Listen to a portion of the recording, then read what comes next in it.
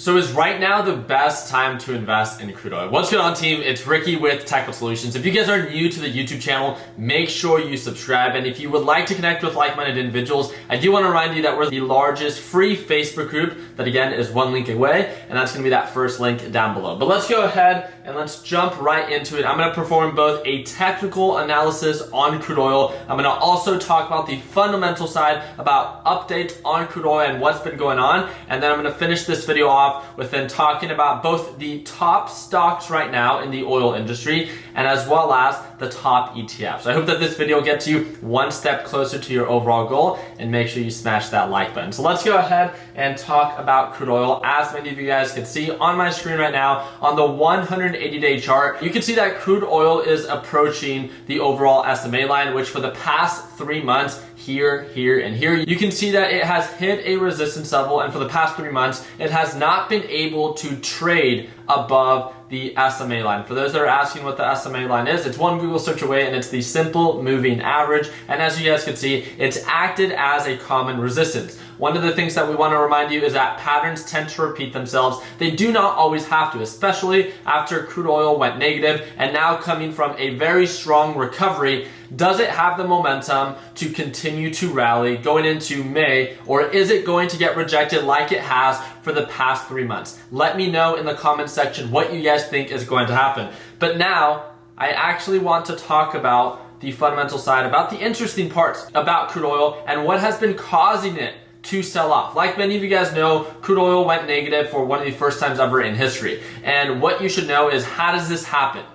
Well, there was an oversupply of crude oil and there was not enough demand. And for the physical product of oil itself, they need to store it somewhere. But these overall storage facilities were approaching max capacity. So when they went negative, it means that they weren't paying people like you and I to actually take this oil, but they were paying other storage facilities to, again, store this oil so they don't meet that max capacity. So now that we know that one of the fears that we had was that we were going to reach max capacity and where we can store oil. Now that supply levels begin to stabilize, and again, America's slowly getting back into business, it makes sense on why demand levels, right, as they ease on this overall quarantine period and on this overall lockdown, we're not all back to work. But now there's a series of states as they set up these 3 to 6 different phases on how they're going to get the entire state slowly back into work, from, essential businesses to non-essential businesses. So this is progress. And this is something that, of course, the stock market anticipates, as well as oil. So as supply levels, right, dealing with both supply and demand, which is again what caused crude oil to go negative, now that the overall supply levels are beginning to stabilize, now we need to work with the demand. And as we are slowly getting back to work, and as we begin to ease back from this overall lockdown, it makes sense on why oil can slowly begin to recover. Let me know what you think. There's actually an article that I read that Goldman Sachs stated that this rally can continue in May, and then they followed up with the overall idea that they forecast WTI, which is a very popular oil stock, to be back at cost levels by its July feature in just a couple of weeks, which is, of course, very exciting. So now going back to the overall idea of looking at crude oil on the 180-day chart, it's very simple to see that the SMA line has obviously shown signs of a resistance, right? Patterns tend to repeat themselves. They don't always have to. But one of the things that I want to identify is that we're at a critical point.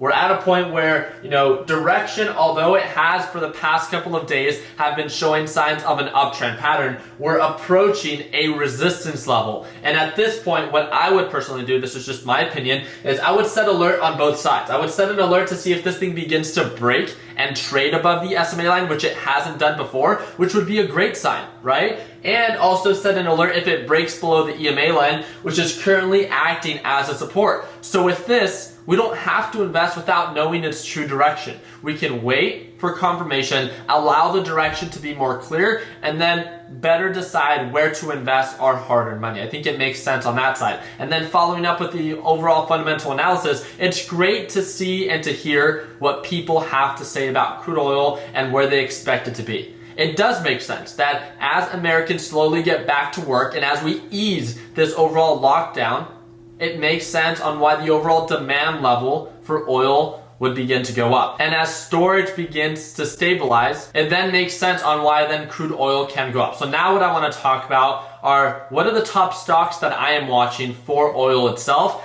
and the top ETFs. Like you guys have seen in previous videos, the top stock, right, is the world's largest oil producer of a stock that's publicly traded, and that's ExxonMobil. And that's just my opinion. I've actually shared a total of 10 stocks, and one of the things that you can do is to do your own due diligence. Just because I see value in something doesn't mean that you should.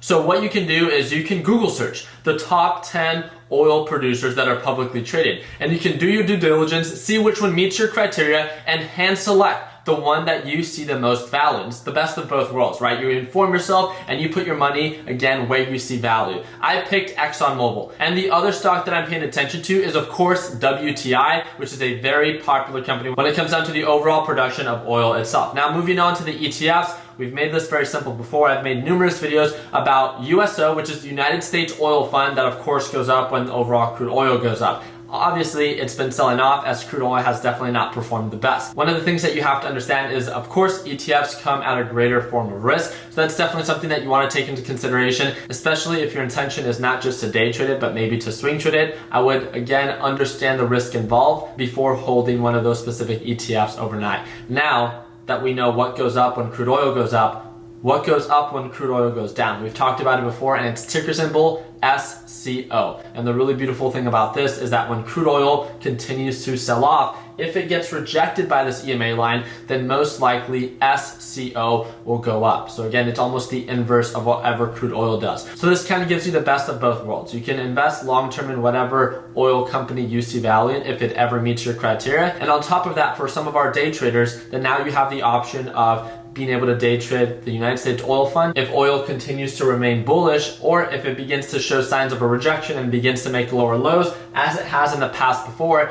then we can follow up with maybe paying a little bit more attention to ticker symbol SCO that of course goes up when crude oil goes down. So we have the best of both worlds, both for the investment side and of course the day trading side. So let me know in the comments section what you guys think crude oil is going to do. Do you think that it's going to get rejected on that 180-day SMA line, or do you think that because it's coming from such a strong recovery and as demand levels slowly begin to increase and as a supply level stabilize, do you think that's going to be enough for crude oil to continue to rally? Or do you think it's going to get rejected? So I really do appreciate your guys' time. I hope that I earned your thumbs up. Don't forget, again, to join our free Facebook group. That's going to be that first link down below, especially if you have more free time now than ever before and you want to learn something new. It's great to connect and network with other like-minded individuals, and what better way on the largest Facebook group in the world for those who day trade in the stock market. And again, that's that first link down below. Like always, don't forget to subscribe. Hope you earned your thumbs up, and like always, let's make sure that we end the year on a green note. Take it easy, team.